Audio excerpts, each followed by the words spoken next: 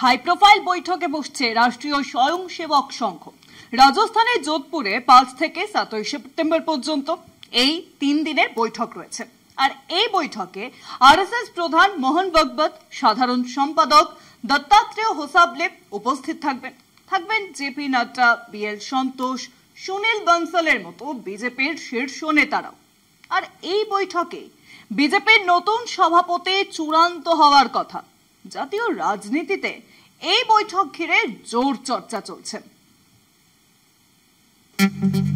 রাজস্থানের যোধপুরে আগামী 5 থেকে 27 সেপ্টেম্বর 3 দিনের এক হাই প্রোফাইল বৈঠকে বসছে রাষ্ট্রীয় স্বয়ংসেবক সংঘ। সেই বৈঠকেই বিজেপির নতুন সভাপতির নাম নিয়ে আলোচনা হতে পারে বলে জানা গিয়েছে।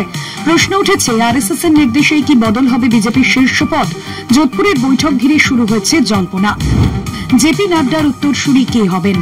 জানা গিয়েছে, যোধপুরের হাই প্রোফাইল সভায় আরএসএস প্রধান মোহন ভাগবত, সাধারণ সম্পাদক দত্তাত্রেয় হোসবলে সহ আরএসএস এর জাতীয় নির্বাহী কমিটির সদস্যরা উপস্থিত থাকবেন।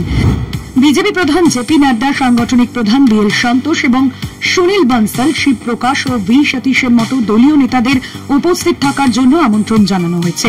এছাড়াও বিজেপি, এভিভিপি, ভারতীয় মজদুর সংঘ, ভারতীয় কিষাণ সংঘ, স্বদেশী জাগরণ মঞ্চ, বনবাসী কল্যাণ সমিতি সহ 32টি শাখা সংগঠনের প্রতিনিধিরা ওই সভায় উপস্থিত থাকবেন। বৈঠকে নতুন বিজেপির সভাপতির নাম নিয়ে আলোচনা হতে পারে বলে জানা গিয়েছে। এছাড়াও সব শাখা সংগঠন তাদের বিগত বছরের রিপোর্ট পেশ করবে। সূত্রের খবর, আরএসএস এর শতবর্ষপূর্তি অনুষ্ঠানের প্রস্তুতি নিয়েও বিস্তারিত আলোচনা হতে পারে বৈঠকে। এছাড়াও জানা গিয়েছে, আরএসএস প্রধান মোহন ভাগবত 26 থেকে 28 অগস্ট দিল্লিতে বিজ্ঞান ভবনে বিভিন্ন ক্ষেত্রের বিশিষ্ট ব্যক্তিত্বদের সাথে সাক্ষাৎ করবেন।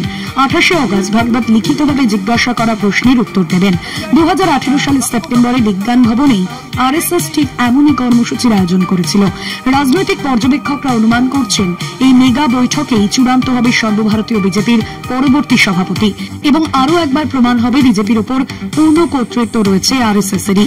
কলকাতা টিভি।